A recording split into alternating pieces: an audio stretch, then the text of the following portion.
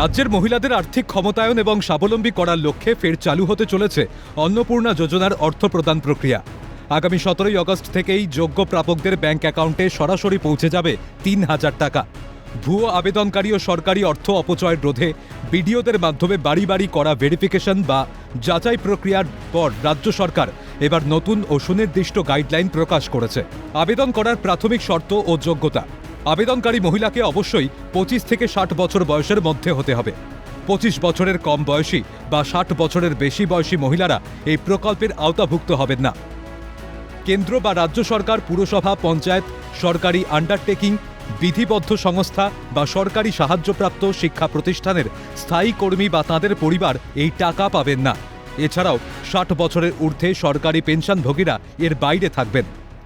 যে পরিবারের বার্ষিক আয় 12 লক্ষ টাকার বেশি অর্থাৎ আয়কর প্রদানকারী পরিবার এবং যে মহিলা নিজে 10,000 টাকার বেশি উপার্জন করেন তারা এই সুবিধার অযোগ্য।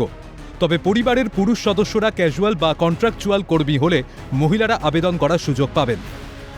যে সকল 25 থেকে 60 বছর বয়সী মহিলারা আগে 3,000 টাকার কম অঙ্কের কোনো ভাতা পেতেন তারা এখন এই প্রকল্পের মাধ্যমে 3,000 টাকা করে ভাতা পাবেন। যোগ্য বিবেচিত হয়েছেন তাদের বয়স 25 থেকে 60 বছরের মধ্যে হতে হবে, আগেই বলা আছে। কেন্দ্রীয় বা রাজ্য সরকার, কোন বিধিবদ্ধ সংস্থা, সরকারি আন্ডারটেকিং, পঞ্চায়েত, পৌরসভা, সরকার, সরকারি সাহায্যপ্রাপ্ত শিক্ষা প্রতিষ্ঠান অর্থাৎ শিক্ষক, শিক্ষাকর্মী, স্থায়ী সরকারি চাকরিতে নিযুক্ত থাকেন বা পেনশনার্স আসবে না যেহেতু 60 ঊর্ধ্ব, এটা ইরেলিভেন্ট, এরা এই বেনিফিটের মধ্যে পড়ছেন না। এবং যে মহিলা নিজে 10,000 টাকার বেশি নিজে উপার্জন করেন মাসে, তাকেও এর বিবেচনার মধ্যে প্রাথমিকভাবে আনা হয়নি।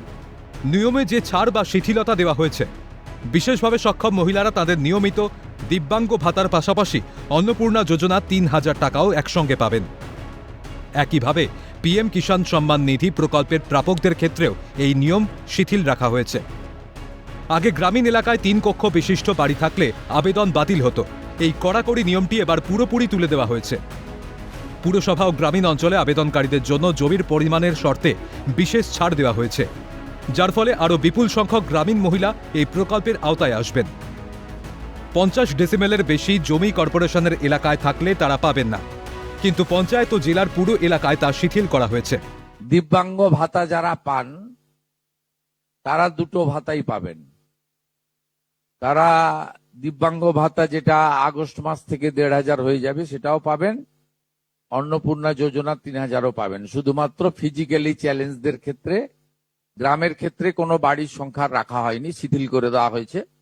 অর্থাৎ গ্রামীণ এলাকার মহিলারা এবারে আরো বেশি সংখ্যায় সুযোগ পাবেন।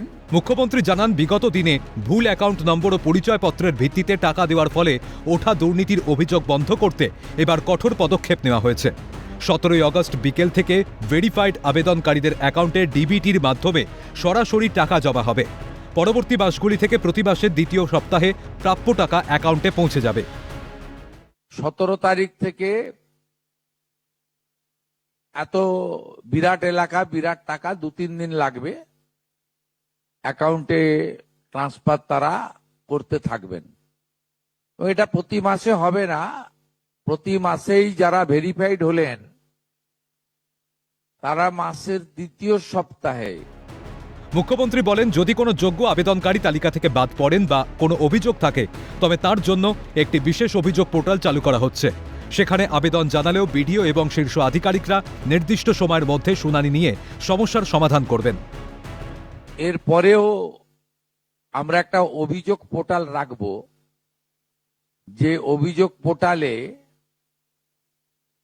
পরবর্তী সময়ে যে কেউ অভিযোগ করতে পারেন এবং এই অভিযোগ নিষ্পত্তি করার জন্য আমরা সংশ্লিষ্ট ব্লকের বিডিওদেরকে বিশেষ দায়িত্ব চিফ সেক্রেটারি দায়িত্ব ফিক্সড করে দেবেন। অন্নপূর্ণা যোজনা স্বচ্ছতা এবং নিয়মে নতুন ছাড় রাজ্যের লাখো লাখো মহিলার আর্থিক সুরক্ষায় এক যুগান্তকারী পদক্ষেপ হতে চলেছে।